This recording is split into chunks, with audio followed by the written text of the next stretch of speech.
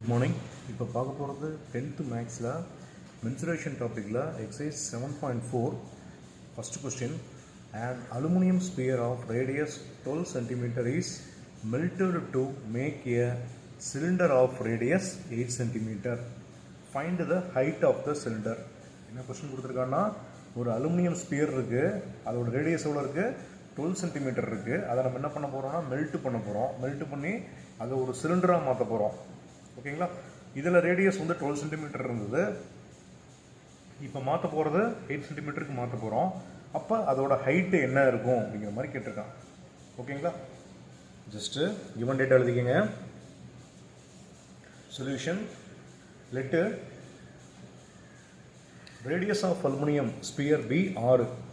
நமக்கு என்னென்னு தெரியாது, அதனால் 6ன்னு வச்சுக்கோங்க. இது வந்து அலுமினியம் ஸ்பியருக்கு.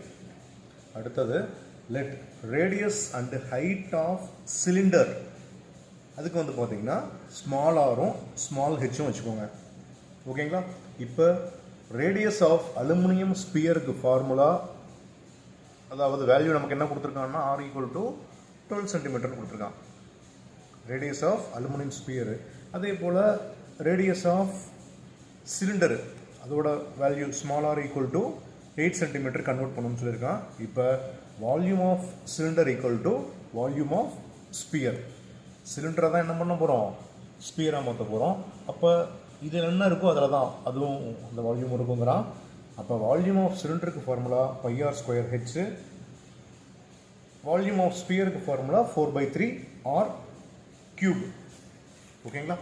இதில் வந்து பார்த்தீங்கன்னா பை கேன்சல் பண்ணிக்கலாம்.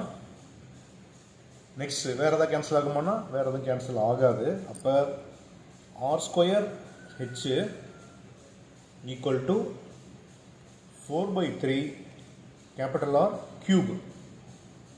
ஆரோட வேல்யூ பார்த்தீங்கன்னா ஸ்மால் ஆரோட வேல்யூ 8 × 8, 8²ங்கிறதுனால r²ங்கிறதுனால அதோட ஹெச் நமக்கு தெரியுமா அப்படின்னா தெரியாது, ஹெச்னே வச்சுக்கோ. = 4/3 கேபிட்டல் ஆரோட வேல்யூ பார்த்தீங்கன்னா 12 × 12 × 12.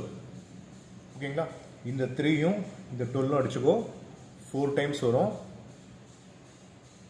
வேறு ஏதாவது கேன்சல் பண்ண முடியுமா அப்படின்னா கேன்சல் ஆகாது. அப்போ h = 4 × 4 × 12 × 12 / 8 × 8.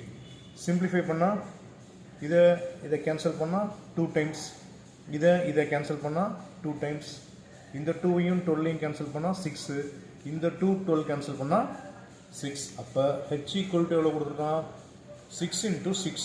சிம்பிளிஃபை பண்ணால் h = 36 centimetre. h = 36 centimetre. therefore the height of cylinder h = 36 centimetre. h =